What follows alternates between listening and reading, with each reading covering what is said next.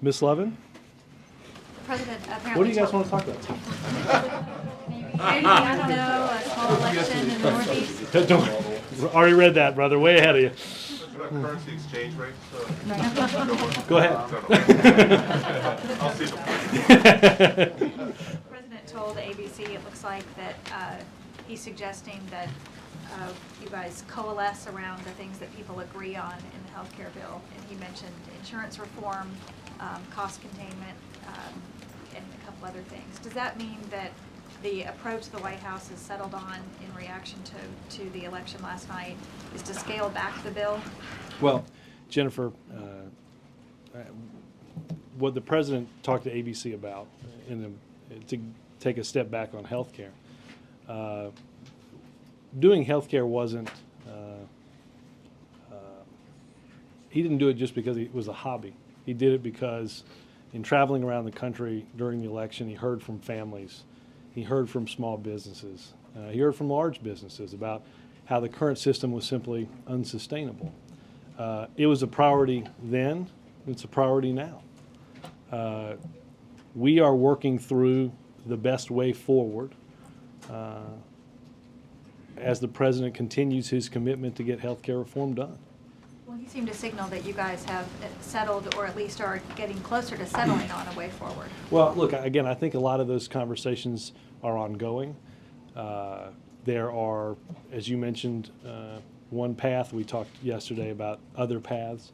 Well, I didn't mention it, the president did. No, I understand, but, right. I mean, I did mention it, but it's because Yes, you were channeling him.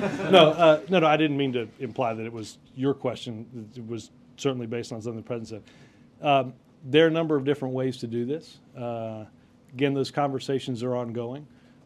breaking the bill into pieces, is that ruled out or still on the table? You know, I don't want to get into, I guess, delineating, except to say there are a lot of different paths forward, and I think we'll get an opportunity in the coming hours and days to know exactly what that path is. But I think, you know, we mentioned yesterday, you know, healthcare continues to be a priority of the president's. It was yesterday, it was a year ago, and it continues today. Well, just one quick thing to follow up. Since obviously abandoning healthcare is not one of the options. Right.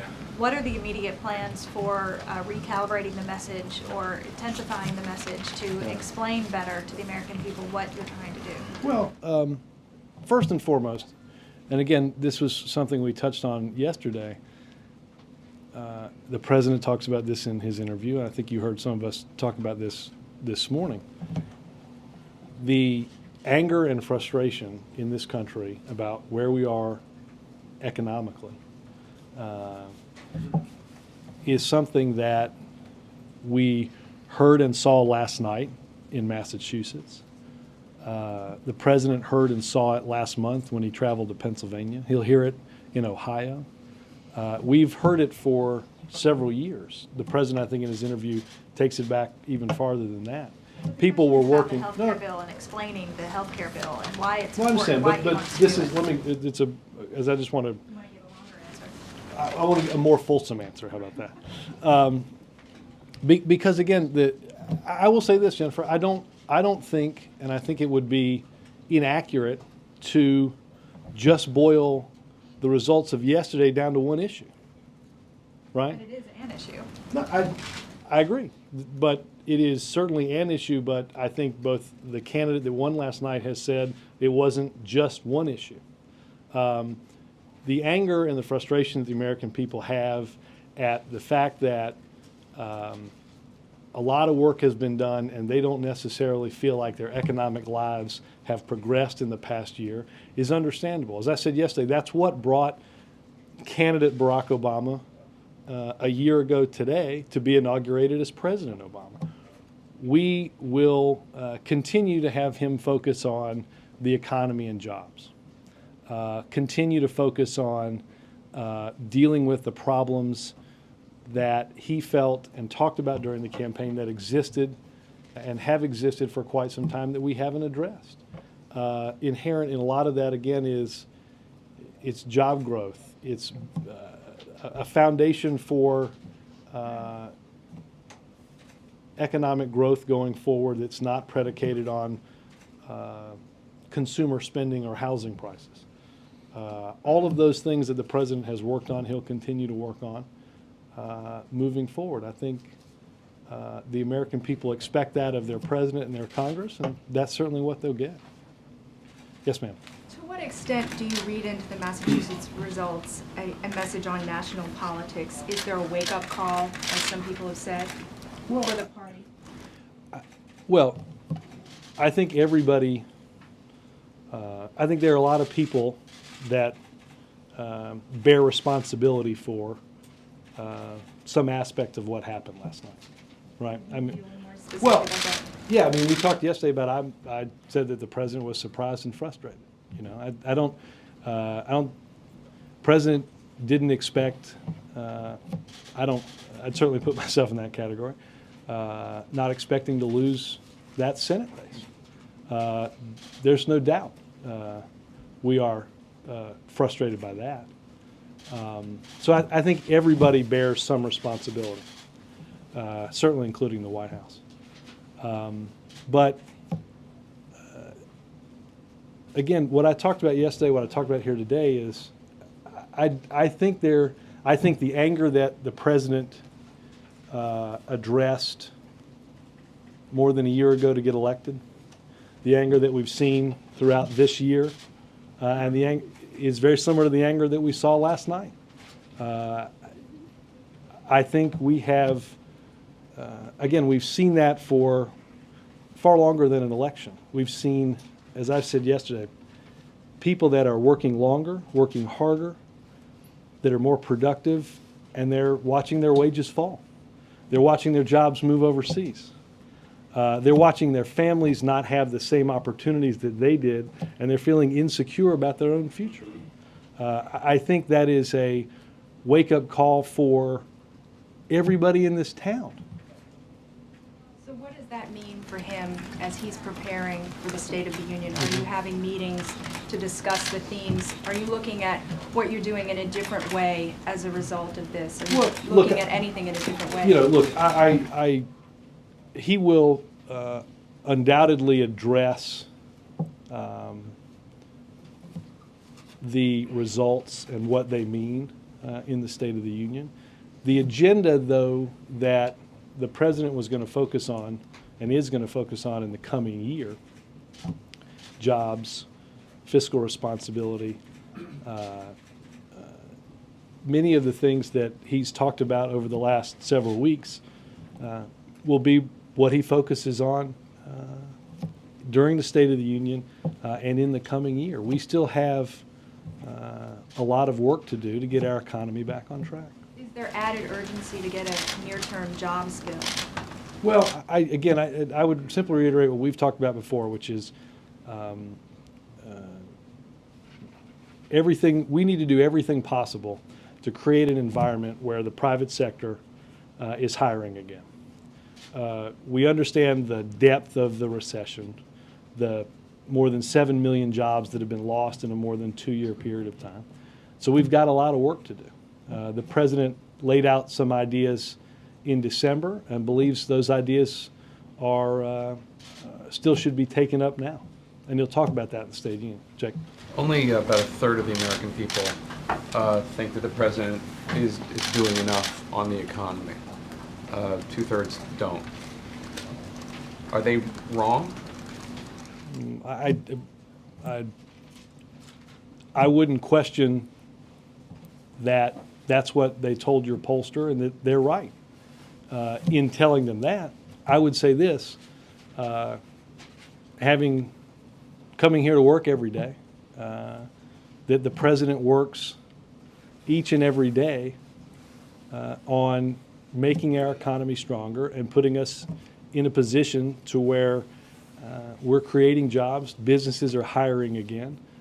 We have that new foundation that is built on something like the clean energy jobs of the future. All of that takes up a little bit of every part of his day. Now, again, whether we have to do a better job making sure people understand that, we certainly bear that responsibility. But I could certainly assure the American people that that is the chief focus of the President of the United States. With the economy just now, and yesterday when I asked you about healthcare reform, it seems like the White House thinks that the issue disconnect that the American people have with the White House in terms of their disapproval of the President's handling of the economy and healthcare reform is not that you're doing anything wrong, but that you're not communicating effectively. Am I understanding that Well, correctly? no. I mean, look. Do I think we have done? No, I don't. I'm not saying that's the only thing by any means. I would certainly, again, take my share of the responsibility, as I'm sure many would, in ensuring that people had a clear idea of what the President is doing each day on that. Look, Jake, some of this is not dissimilar to when you go back to the last really deep recession and you look at the President's approval ratings for Ronald Reagan during 81 and 82. I mean, it is not surprising to anybody here, and I doubt surprising to anybody in the country, that there's anger and frustration with 10% of the American people unemployed. And when you add in those that are unemployed but have stopped looking because they've been unemployed for so long, that number only gets greater. So, again, I think you'd hear the President say quite clearly that he is among those that are frustrated. We all want to see us get our economy back on track faster. The President believes that we have taken some necessary, if at times unpopular, steps to do so. You don't get credit for taking those steps and pulling. You don't get credit for what would have happened, which is fine.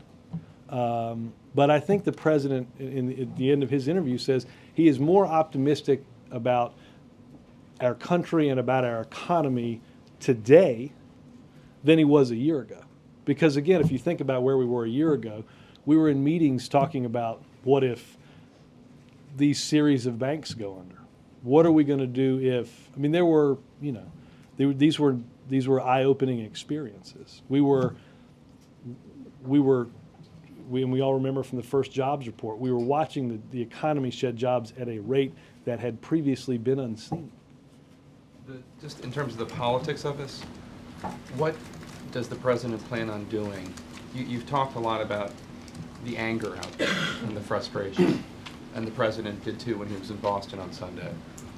What do you plan on doing to convince these people who are angry Right. that they need to trust the President and trust the Democratic Party? Because obviously many of them are turning away from the Democratic Party and the President. Well, look, and I think that's in many ways the result of that anger is now pointed at us because we're in charge, rightly so. Look, I think the President's focus on jobs and the economy is one. I think we will have clearly financial reform is going to take and play a bigger role in what happens legislatively in the next several months. Ensuring that we have honest rules of the road going forward, that we're not rewarding excessive risk, that we have an independent agency that protects and looks after consumers. You saw the President discuss last week ensuring that taxpayers are paid back in full for what was lent to banks in order to stabilize that financial system. I think both of those will certainly, along with jobs, will be a big priority for this President upcoming. Yeah. You said as part of that the President, dating back to 2008 in his own campaign, heard the American people about the economic pain, the falling wages, et cetera. Why then did he spend so much time in 2009 on health care instead of even more time on jobs, more time on Wall Street reform, all the things that people were worried about? Right. Well, again, we started Wall Street reform, and we got that through the House, which is no small accomplishment. Look, the President, again, as I said earlier, didn't take on health care reform because it was a hobby. He took on health care reform because when we're talking about wages, people were losing wages to healthcare. People were watching their incomes decline because their premiums were increasing. Families were struggling with the loss of health care. So there were economic concerns that brought the president to dealing with health care. So I would not put, and I know the president would not put, I don't want to silo issues, because I think if you're talking about the economy and jobs, you're talking about healthcare, you're talking about education, you're talking about a host of things that go to that security that the middle class clearly hasn't felt in many years. There's no doubt they're interconnected, but 6-8 months ago, there were a lot of people in this country raising questions about whether he had too much on his plate and how he emphasizes things. And so specifically, he could have last summer done a scaled back bill like he's talking about today in this interview. He could have done that last summer. Right. I think the difference that is true on this, Ed, is that the president would tell you if there were an easy solution, it would A, have been done, or B, it would clearly be identified as not adequately addressing cost containment, deficit reduction, all of the aspects that are currently in different bills that have passed the House and the Senate. Insurance reforms, a host of things that within healthcare are interconnected and have to be done as a broad package. How much, as factors, does the White House put in terms of the loss on Martha Coakley being a bad candidate? How much of a factor, percentage-wise, is it the president, a referendum on him, on his leadership? Look, I don't want to get into the blame game. I said earlier, I think we all bear some responsibility. I won't do the percentages, as tempting as that might be. But look, again, we were. Again, there was a surprise and a frustration here, and I think we all have some responsibility on that, Ed, to bear. Last thing on that, in terms of whether you call it referendum or not, Anthony Weiner, a Democrat in the House, is saying that partly to blame here is presidential leadership. The president did not exert himself enough on health care, that he sat back for months, let this play out on the Hill. How do you respond to that? Well, again, we've certainly talked about this before. I simply just don't agree with. I don't agree with the notion that we wouldn't be here were it not for the president wanting us, even though it was hard, even though people said it couldn't be done, even though it looked undoable at times. I honestly don't believe, and I don't think many in Congress would tell you, that they would believe we would be at this point were it not for his leadership. Can I follow up on that?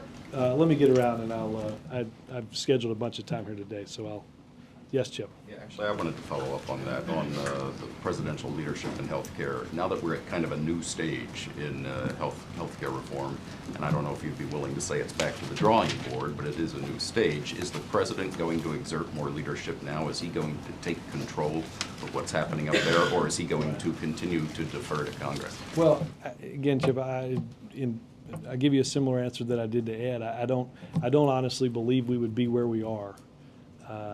I don't believe that we would be this far along in a process were it not for the president being very intimately involved. But accepting that, do you think he'll become more involved in a leadership function? Well, in I think terms he will, of saying right from now, I here's think what he I will, want in this I will bill. say this, I think he will continue as he has to both with him, and with key staff here, play a very active role in that process, yes. Well, on the bigger picture, do you believe, or does the president believe, that the Massachusetts election was a sign that the White House needs to change course on its agenda?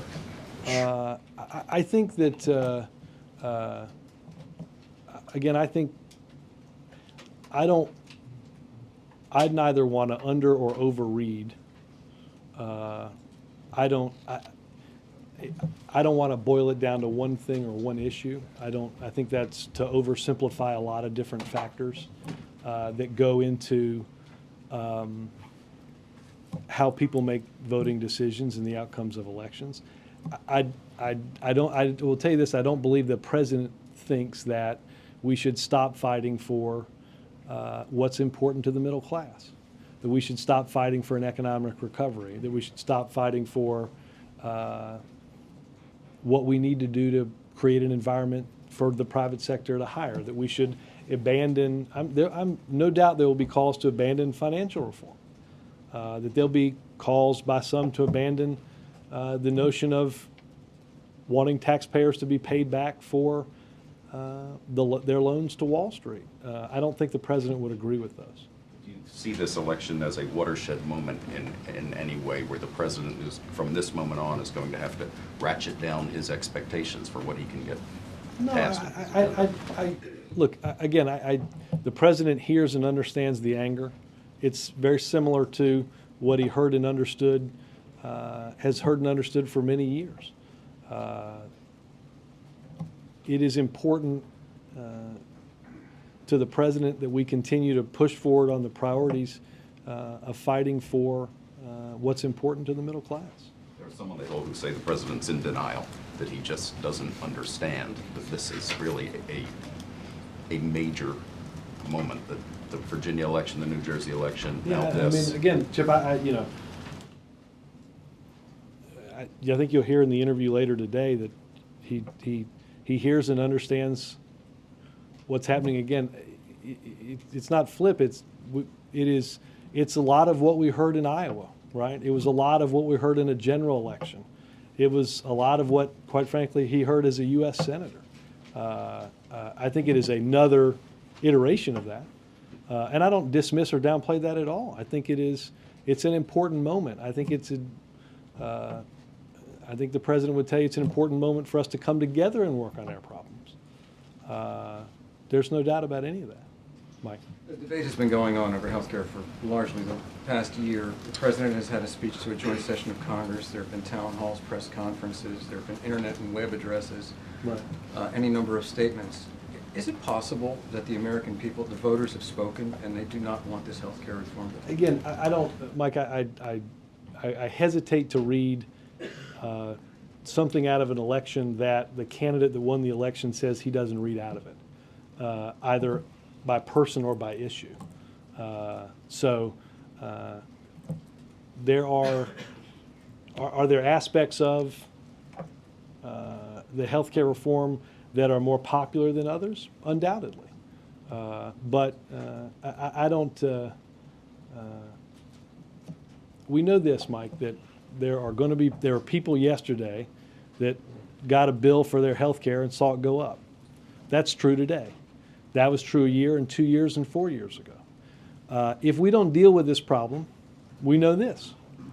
Tomorrow, then next year, and the year after that, that problem is going to continue. Watching what we spend on health care from a federal budgetary perspective will continue to increase, and it will encompass a greater percentage of our budget every single day. People will get kicked off their insurance because the insurance company has decided what they have is actually a pre-existing condition that they failed to report when they got the insurance. All of those things will happen. All of those things impact middle class and working class Americans, and the president believes that's part of the economic anxiety that's taking place in this country. The president has said several times over the last 6 months that we've got to do this now, meaning September, October, November, depending on when he said it, because we're heading into election year. If we don't get it done now, we're going to be waiting a long, long time. Right. Is that still operative? Well, Mike, I think you all know that the legislative pacing of this town is different the closer that we get to an election, right? That the games that are played here are kicked off far earlier and far more in earnest as we get closer to even-numbered election years. I think the president strongly believes there's time to do this yet. This year? Yes, that we can and should get health care reform done this year. Can I follow on that? Yes. Okay, so I'm getting some reports from the Hill this morning that some of the congressional members are talking about doing a scaled-back health reform bill. Not something that is as comprehensive, but something that would have more immediate benefits for the middle class, so like the pre-existing conditions thing Right. going into effect immediately. Would the president consider that a victory to have a scaled-back health reform bill that wasn't quite as comprehensive? Well, what I said earlier to Ed, I think, is the concern is that a narrow bill addresses a narrow group of concerns, yet doesn't make progress on all of the issues that we've talked about, right? So insurance reforms are important. Cost containment is important. So there are a host of things. Again, there are discussions that are ongoing here on the Hill, as you mentioned, about what the best path is forward, and those will certainly continue. Ben, you do not get a whole new set of questions. That is a tricky little maneuver by the Associated Press. Yes, Laura. You just mentioned when you were mentioning important things that are part of the health bill, insurance reforms and cost containment. Do you think that a measure has to cover a large number of the uninsured in order to be successful? Well, so I certainly think that. I mean, I did not mean that the two that I listed were the only two. Right? There's certainly accessibility issues. There's affordability issues. There's closing the donut hole for seniors in prescription drugs. There's a host of things. Again, I'm just. My question is, does the bill have to include a large number, Well, cover again, a large number of the uninsured to be considered right. a success for the White House? Again, I think the best path forward is being discussed. So you won't say whether it has to include that? Again, I'm just trying to clarify exactly No, what I your view understand. is on I understand. this. The best path forward is being discussed. The president believes and has believed that we have to address this issue broadly. That, again, you'll hear him say in this interview that the focusing on only part of the larger issue only focuses on the narrow issue. In this interview, you seem to almost be walking back the president's comments. In this interview, he seems to clearly embrace a scaled-back version of the bill and said something to the effect of, maybe we can do a bill on what the things that are popular. There are a lot of things that are popular that did not include covering the uninsured. So I'm wondering, are you okay? I'm not walking back what the president said. So that is in fact something that would interest the White House. Again, I think I'm not opening or closing the door on a host of things. They're working through what the best path is forward. Many people that have been working on it since the beginning. Mark? Robert Scott Brown campaigned saying, elect me, and I'll be the 41st vote against the health care bill. Why doesn't that tell you people wanted that? They want to kill this bill. Right. Well, I don't think that's the only reason people voted for him. I mean, Mark, he didn't run an ad on health care, right? He supported in Massachusetts a health care bill not dissimilar to what the president has supported. Said on the trail he wouldn't vote to repeal that, right? And again, quote him in saying there were a series of issues that he talked about. Was that certainly one aspect of it? Of course. Again, I don't want to overread based on what I'll say this, Mark. I bet you can find 3 to 4 Republicans that took part in this race that will likely give you 3 to 4 different answers on what was the most important thing. So, I don't want to say that I have a greater insight into that or a lesser insight. I think to simply boil down one issue as all-encompassing in one race would be to overread what happened. That's not to, again, I want to be clear, that is not to not understand that there's frustration and anger out in this country. There is. Does that anger and frustration embrace the health care bill? I think there are certainly, there are certainly aspects of the health care reform bill that are less popular. Absolutely. Yes, ma'am. You say that you're leaving the door open to any and all options, so just to clarify, you are leaving the door open to a stripped-down bill that would just, let me finish, that would just be limited to insurance reforms. I'm just checking. Sorry, go ahead. I'm going to repeat the last part of the question. That would just be limited to insurance reforms. Again, I don't The reason I tell you I don't have the broader answer to the path forward is they're working on it. So I guess I would say don't read too much or too little into that. We'll have, that's being worked through. What is the status on talks about a debt commission?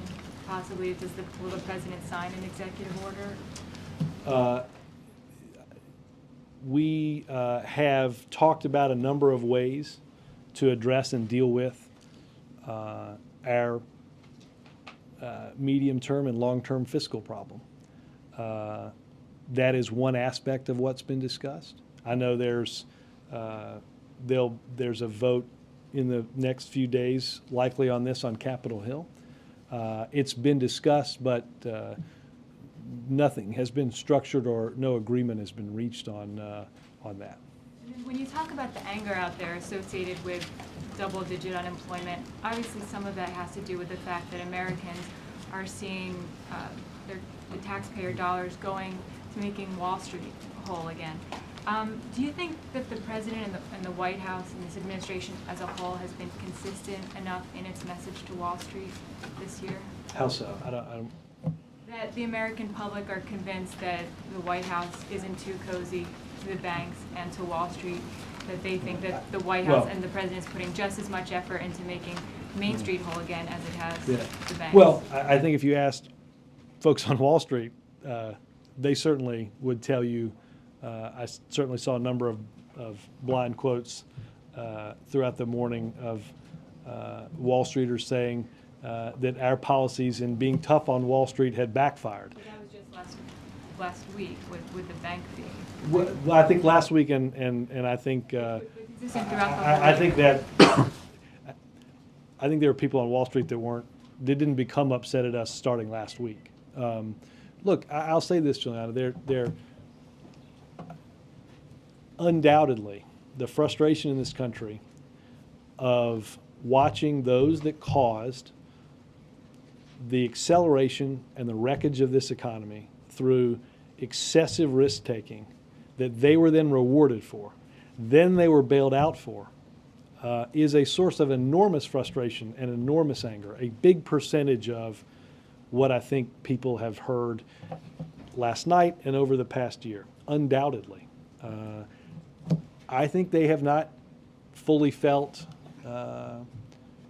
the recovery plan that the president passed. And I think it will take, in all honesty, an improvement in the job situation for people to feel that. We've got, if you just look at what the bill did, as a result of that legislation, for the first time in 4 economic quarters, we had positive growth. Now, we still are losing jobs. So I think when you couple the two, the frustration and the anxiety and the anger about personal situations, unable to get loans, while we watch bankers get bonuses, while we watch while the money that was loaned isn't paid back in full, absolutely, I think that makes them mad. It makes the president mad. I think that is a big part of that anger and frustration. So knowing that employment is a lagging indicator, right. on an intellectual argument, sure, the American people could understand that, but in their gut, it's harder to get. What more can the president do to empathize, to tap well, into look, that? I think it goes beyond empathy. I think the American people want to see action and they want to see jobs. I think that's what the president spends a lot of his time working on. It won't come fast. It took a long time to get where we have gone economically, and it's going to take some time to climb out of that. The graph of the sheer depth of the recession that we've shown here a few times means there's a long, long way to go and a lot of work yet to be done. Wendell? There's been a lot of talk about what yesterday's election will mean for the healthcare reform effort, but you have other issues before Congress now, and I'd like to ask you what it will mean for the energy bill, cap and trade, for financial regulatory reform, for the creation of this debt commission, and in particular, what it will mean for the Republicans' claim that you are not willing to work with them, that you have excluded them from the process, and now that you no longer have the 60 votes in the Senate, it would appear that you would have to reach out to them. Well, the president has reached out to them, Wendell. The president will go speak to, I forget the date, the House Republicans later this month. I've used this example before, but it's a good example, so I'll use it again. The last time the president went to talk to House Republicans was to talk about the recovery plan. Before we could get in the car to go to Capitol Hill, we were reading a press release about how the leadership in the Republican House Committee, or caucus, were opposed to the plan.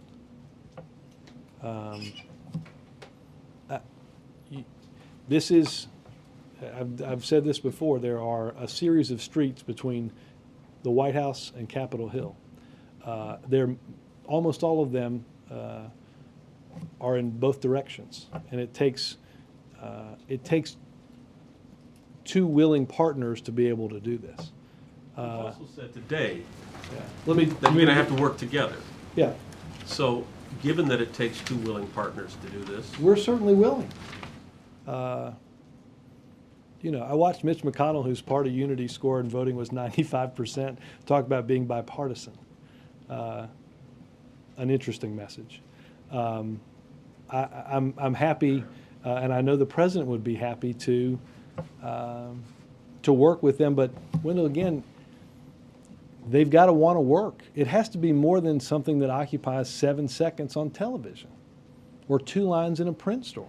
It has to be heartfelt, right? It has to be, why are you going to filibuster the defense spending bill only to vote for it like 88-10? Is that bipartisan? Is that productive or counterproductive? Let me go to some of your compromise. Energy. What about cap and trade? That's their big problem with the energy bill. You willing to compromise on Well, that? I would say this, Wendell. There's a process working in the Senate right now that is a good segue to your earlier question. This isn't a bipartisan effort. This is a tripartisan effort, right? You've got an independent in Joe Lieberman, you've got a Republican in Lindsey Graham, and you've got a Democrat in John Kerry that are working through a proposal on comprehensive energy legislation. I think, look, if we can get some momentum behind that, then the answer to that would be yes, because you would have representatives of Democrats, Republicans, and independents.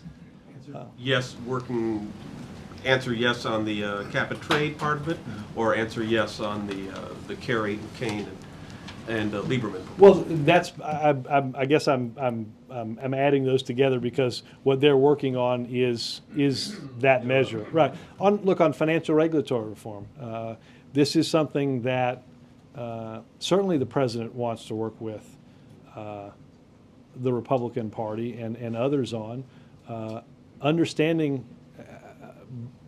But I think that the president has to have, and people on Capitol Hill need to understand that the president is not going to compromise because lobbyists tell somebody that we shouldn't have an agency that protects consumers.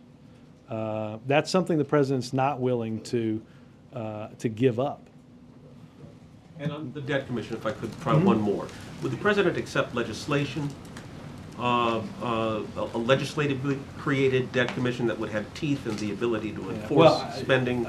Certainly we'd have to look at it, but obviously some sort of commission to deal with that is one of the things that we've looked at. But you wouldn't rule out a legislative commission? No. Robert, a couple of questions I'm tempted to ask without hands. But go ahead. I'll grin all the time. In his accepted speech, acknowledging his victories, Scott Brown said he was going to reach out. Wanted to talk a lot about bipartisanship.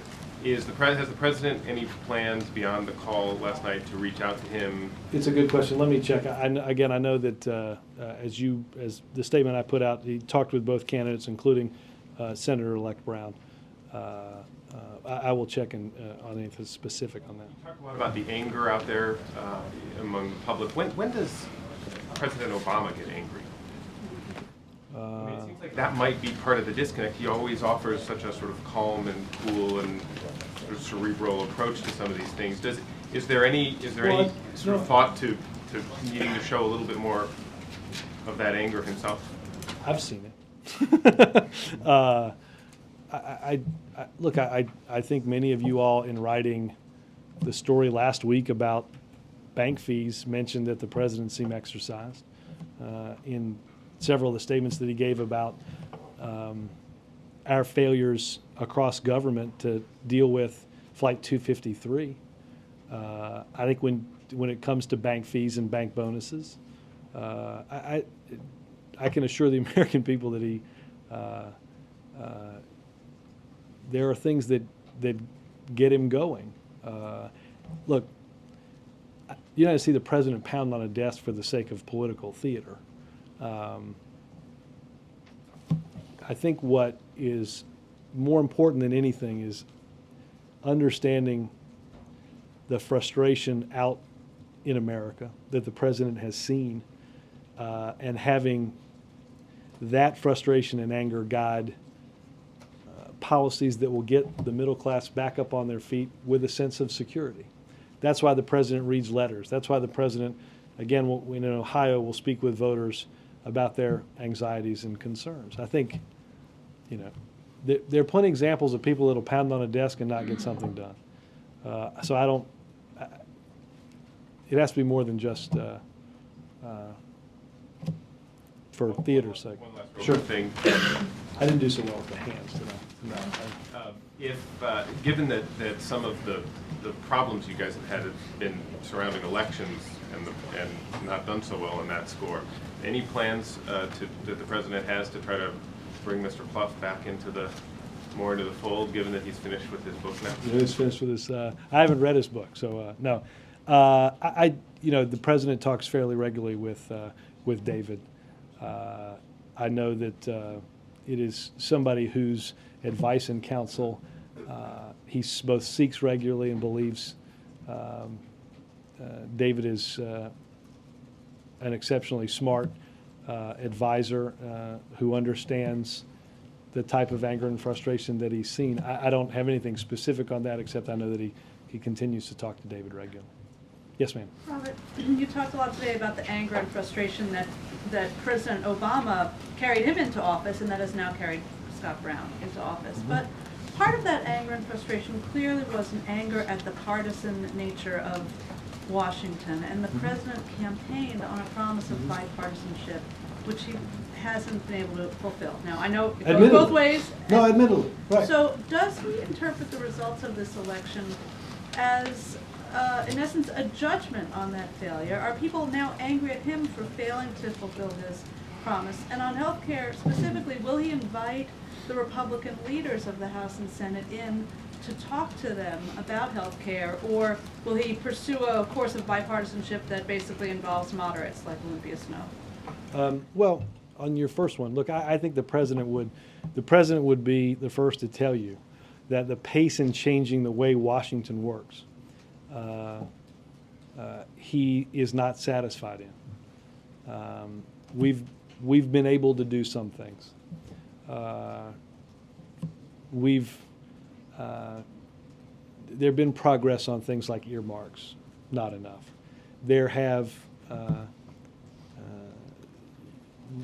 We've instituted very tough ethics rules for those that serve in government. You now know who comes into the White House to see people in the White House for the first time in the history of this country. The pace of that change, though, is not that satisfies the president.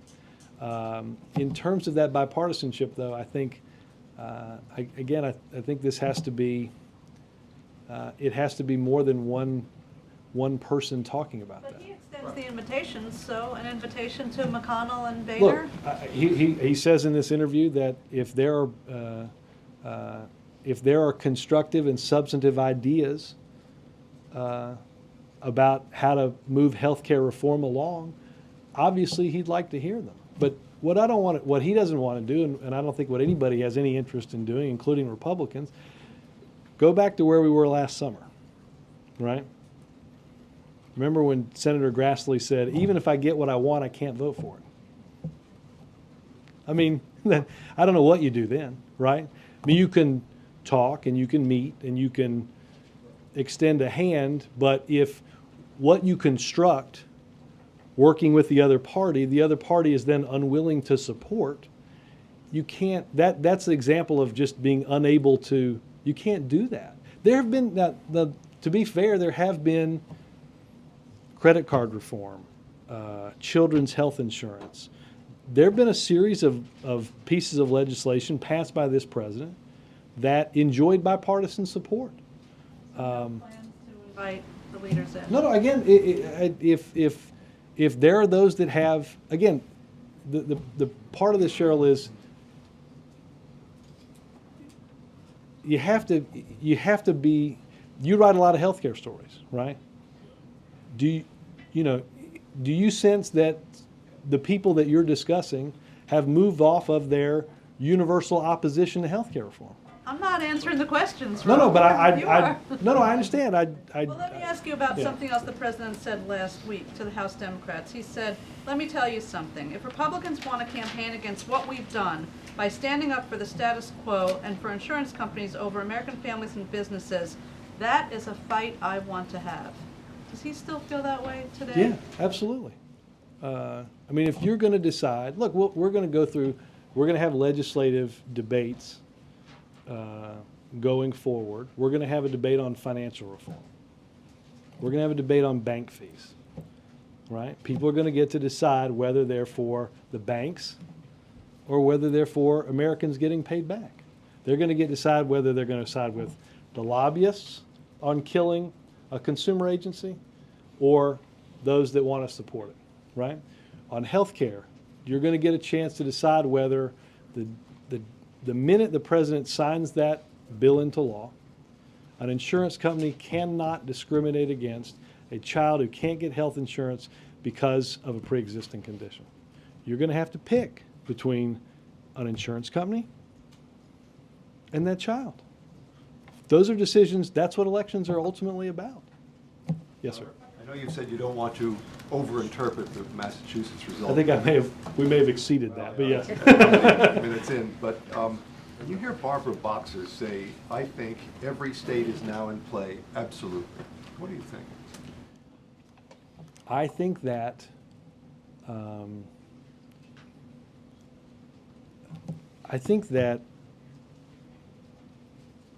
campaigns are run for a reason. I think that you have to, nobody in this country is going to be given a seat in the Senate or a seat in the House. You got to go out and work for it. You got to go out and earn it. You've got to talk to the American people about what you're going to do for them. And you've got to convince them that you're there to work on their behalf. I think that's what 2010, I think that's what many of those elections will be about. So you agree, every state's in play? Whether, if you actually looked at deeply into some of these places, whether or not they're in play, they're targeting magicians that can look into that. Do I think that the American people are hungry for a Washington that deals with their problems instead of dealing with the concerns of lobbyists? Yes. Do I think the American people want the bickering to stop and the solutions to start? Yes. If that puts more seats in play, then the answer to that would be yes. The question on the world reaction? Yes, ma'am. You talked a little bit about bipartisanship, but specifically on healthcare, is starting over and writing the bill with Republicans, I mean, is that an option? Is that... We did that. I go back and look at the Finance Committee. I don't know how long Max Baucus spent with Senator Grassley and Senator Enzi and others. There are, I forget the number, like 160 different amendments that had been adopted by Republicans into the Senate bill that ultimately passed the Senate. So the input of those that wanted input on the legislation, that's their input and imprint is there. Just one other quick Sure. question. Yesterday when I asked about the difference between 59 and 60, you insightfully pointed out it's 1, but it turns out that 1 is very important, particularly on, an issue. I thought you were going to tell me I was wrong, and that would be awkward. I'm not a math person. I'm pretty sure that's still accurate, but particularly on take nominations. Now with 41 votes, Republicans can slow walk or even defeat, say a judge they deem too liberal. That wouldn't be bipartisan, though, would it? Well, so are you guys going to change the way you go about on nominations? How's this going to affect your strategy? I think that obviously the difference in having that 60 is if all you do is keep those that are your party and those that caucus with your party, you exceed the number that it takes to filibuster. I don't think, though, that the American people, I don't think one of the messages of the many that were sent were for this place to grind to a halt. I don't think that nominations that are important, I don't think that the American people would say, well, the best thing is let's just stop the whole process. Now, and don't quote me on this, there are, stacks of quotes from Republicans on judges just a few years ago on filibusters, on nominations, on the need for that process to go forward. It would be awkward for me to stand in the way of what they had said previously. Does the Southern Mark. nomination fall into that category? Does the Southern's nomination fall into that category? I think what you saw him say today in stepping back was it is clear that a job of great importance, the head of the TSA, was clearly held up by a partisan political argument. I don't think the American people, there's no result in any part of yesterday that can be read to believe that injecting partisan politics into keeping people safe, in ensuring that when they go through and get on an airplane, that's done safely. There's no message that says let's inject some politics into that. Mark. Robert, the president likes deadlines, and he had one very big bite at the apple on healthcare with the address to a joint session of Congress. Is it likely that he'll refine his notion of what's achievable on healthcare in time for the State of the Union and use that as a forum to sell it? Look, Mark, I have no doubt that regardless of what happens between now and the 27th, that the president will talk about healthcare reform in the State of the Union, whether that's to nudge this process to finality, whether it's to talk about what has been done and what he's hopefully signed. I don't envision any scenario in which he doesn't spend some part of that speech talking about it. Margaret? Thanks, Robert. Just to clarify, is it fair to say right now that the Senate bill as it passed is dead? I don't remember saying that. No.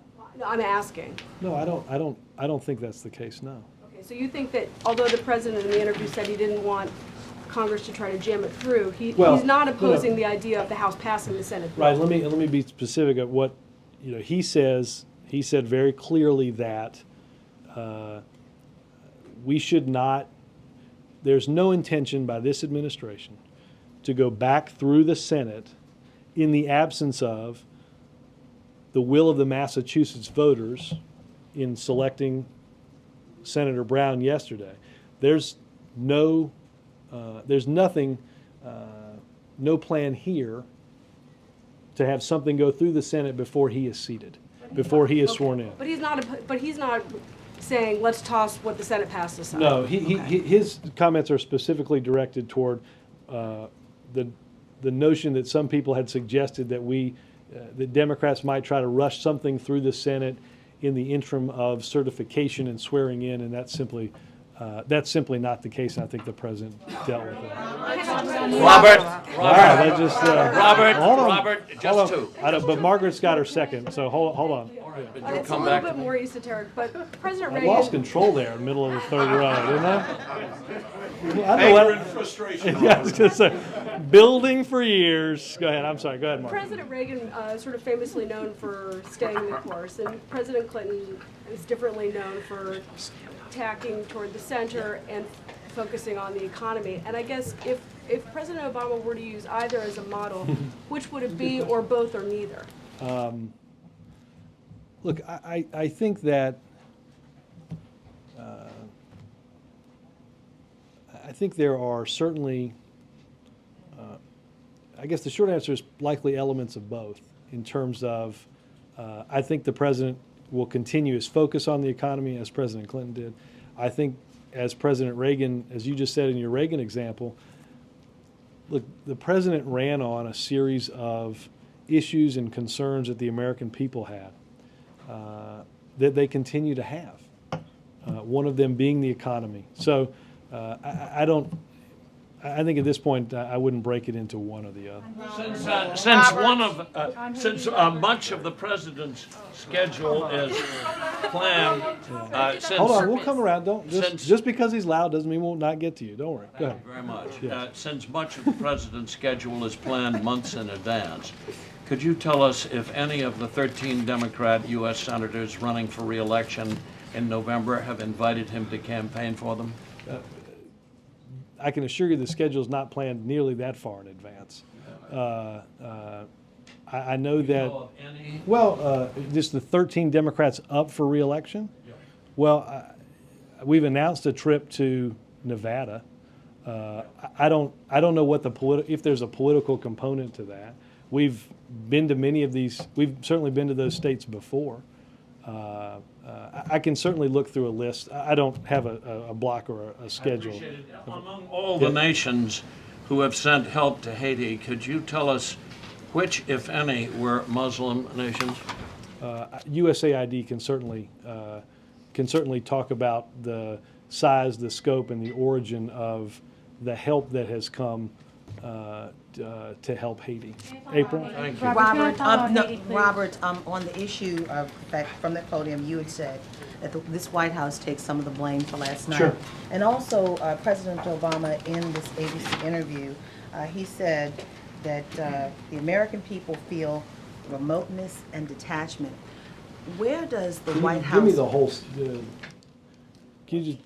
I'm going to have to go back to it. I pulled up. But basically, the president, in talking, he was talking about what happened last night. He was talking about the election and things of that nature, what happened in Massachusetts. And primarily with that, the question comes in, what about the White House message? And what about the fact of listening to the American public? Where does all of that play? And is there going to be any kind of change there? And will you be bringing in, will there be a shakeup here? Will you be bringing in new people to help deliver the message appropriately to the American public so you won't have this later on this year? Well, I know of no staff changes, April. None that I'm aware of. I don't recall the exact phrase, what part of the interview. I think at the end of the interview that the president talked at length about that. Look, during this first year, there were values that the American people have always had, that institutions, whether those institutions were on Wall Street or whether those institutions were in Washington, that failed to live up to the values of the American people. That the gap that existed between those value sets had to be and needed to be addressed. That gap had to be closed, and that's something the president has worked on, and something that the president will continue to seek to make progress on in the months and years to come. Well, let me give you the quote real quick. Okay. It says that people will get it And I think that, what they've ended up seeing, this feeling of remoteness and detachment where, there's these technocrats up here, these folks who are making decisions. Maybe some of them are good, maybe some of them aren't. But do they really get us and what we're going through? Well, I think what the president is talking about is a frustration towards Washington writ large.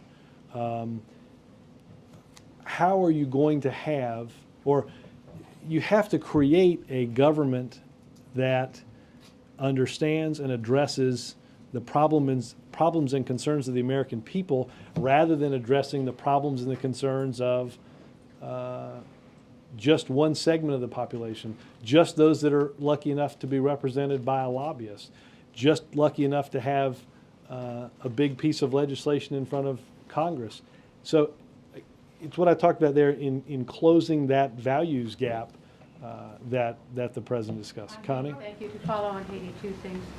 Will the United States be prepared to give permanent asylum to large numbers of Haitian refugees? And why was it that countries such as Israel or our county, Fairfax County, could get in right away, and it took so long for the rest of the world to get their people and their supplies into Haiti? Well, look, in terms of, again, I'd point you to USAID and DOD in terms of, I think many countries were able to get resources in quickly, understanding you had massive devastation. You have an airport that is probably taking on 6 to 7 to 8 times the number of flights that normally it took on. I think that all of those that have been involved from an international perspective everyone has done an extraordinary job in hearing and seeing what was happening on the ground and responding appropriately and accordingly. In terms of are you talking about Will the U.S. give permanent asylum to thousands of Haitian refugees coming from Haiti to this country? Look, I would. We've discussed TPS here. That we have not seen the formulation of a mass migration.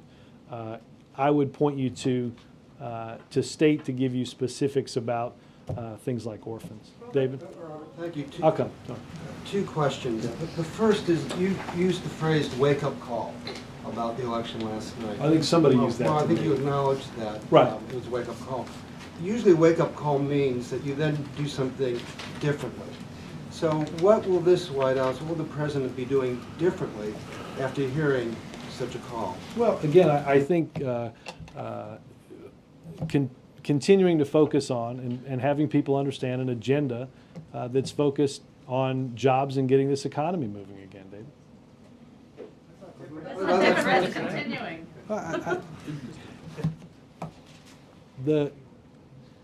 The frustration didn't start last week. The frustration didn't start last month, right? Hold on.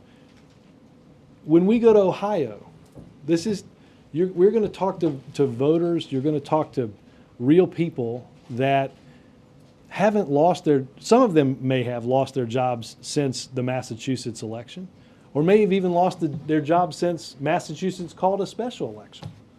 But the circumstances that exist in this country that cause anger and frustration about their economic situations isn't new.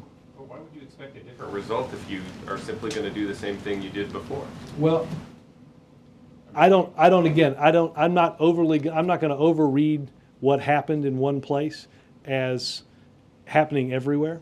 And I know the president will ensure that everyone has a very clear idea of what he's working through. Now, my second question, a little more specific. A few days ago, Senator Dodd, it was reported in the Wall Street Journal that he was considering dropping the Financial Consumer Protection Agency. Now, he's obviously a Democrat, not a Republican. Is that something that the president would actually get angry about? And has he conveyed that sentiment to Christopher Dodd already? He's conveyed that. Well, Senator Dodd was here yesterday, as the guidance suggested. And the president addresses this morning in his interview that financial reform has to include a consumer protection agency. That's what he's talked about for quite some time, and that's what he continues to want. Yes, ma'am. You said several times that the president was surprised and frustrated at the election in Massachusetts. It's a little surprising that he's surprised. I mean, he's the head of the Democratic Party. Right. He's presumably aware of the state of politics in the country. We've had Virginia, we've had New Jersey, both of which were bad for the Democrats. Why is he surprised? Is he a little out of touch with what's going on in the country? Is he not being adequately briefed? No, we addressed your first question yesterday, and when people are asked, does the president care about people like you, 70% of the people say yes. I list myself as being surprised that we lost the Senate seat in Massachusetts. I hope that's not a surprise, that I thought we'd win that race. I think many people thought that. I would like to be up here discussing a different result. But the president himself being surprised. I think he would count himself among those like me that was surprised. Absolutely. Was there more hope for a win than it was surprise? No, again, I don't, this isn't, understand that we got here, the surprise and frustration didn't set in sometime around 8:30 yesterday, okay? That surprise and frustration has happened over the course of many days leading up to a surprising and frustrating result. Thanks, guys.